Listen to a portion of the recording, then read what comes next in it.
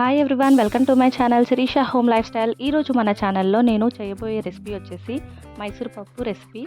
ఇది చాలా టేస్టీగా ఉంటుంది. ఎప్పుడు చేసే విధంగా కాకుండా ఒకసారి ఇలా ట్రై చేయండి, తప్పకుండా మీకు నచ్చుతుంది. మరి లేట్ చేయకుండా ప్రాసెస్లోకి వెళ్దాం. ముందుగా స్టవ్ ఆన్ చేసుకొని ఒక కడాయి పెట్టుకొని దాంట్లో 3 టేబుల్ స్పూన్ దాకా ఆయిల్ వేసుకోవాలి.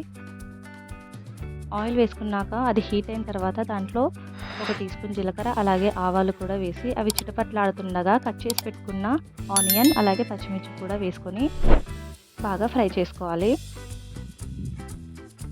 అవి ఫ్రై అయిన తర్వాత దాంట్లో 1 టీ స్పూన్ పసుపు కూడా యాడ్ చేసుకొని చక్కగా కలుపుకోవాలి. అలాగే దీంట్లోకి అల్లం వెల్లుల్లి అలాగే ధనియా పేస్ట్ని కూడా యాడ్ చేసుకోవాలి. ఇలా యాడ్ చేసుకున్న తర్వాత దీంట్లోకి మైసూర్ పప్పుని కూడా వేసుకోవాలి. ఈ మైసూర్ పప్పుని చక్కగా వాష్ చేసి దాన్ని ఇందులో వేసుకోవాలి. ఇప్పుడు దీంట్లోకి ముందుగా మనం కరివేపాకును వేసుకోవాలి. కరివేపాకు వేయడం వల్ల మంచి ఫ్లేవర్ తోటి చాలా బాగుంటుంది. కరివేపాకు వేసి చక్కగా కలుపుకొని అది కూడా ఫ్రై అయిన తర్వాత దీంట్లో వాష్ చేసి పెట్టుకున్న మైసూర్ పప్పుని వేసుకోవాలి. వేసుకొని చక్కగా కలుపుకోవాలి.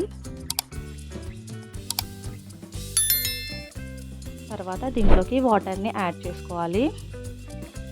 1 గ్లాస్ దాకా వాటర్ యాడ్ చేసుకొని చక్కగా కలుపుకొని దాన్ని కాసేపు కుక్ చేసుకోవాలి. కాసేపు కుక్ అయిన తర్వాత దీంట్లోకి 1/2 టీ స్పూన్ కారం వేసుకోవాలి. మనం పచ్చిమిర్చి వేసాం కదా, 1/2 టీ స్పూన్ కారం వేస్తే సరిపోతుంది. అలాగే టేస్ట్కి తగ్గట్టుగా సాల్ట్ 2 స్పూన్స్ దాకా సాల్ట్ వేసి మొత్తం అంతా కలుపుకొని మూత పెట్టి కాసేపు కుక్ చేసుకోవాలి. కాసేపటి తర్వాత తీసి దీంట్లోకి ధనియా పౌడర్ని కూడా యాడ్ చేసుకోవాలి.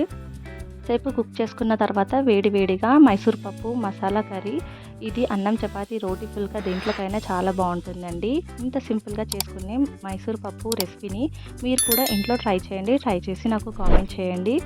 ఈ వీడియో నచ్చితే తప్పకుండా లైక్ చేయండి, కామెంట్ చేయండి, షేర్ చేయండి. కొత్తగా చూస్తున్న వాళ్ళు మన ఛానల్ని సబ్స్క్రైబ్ చేసుకోండి. Thank you for watching. Thank you for your time.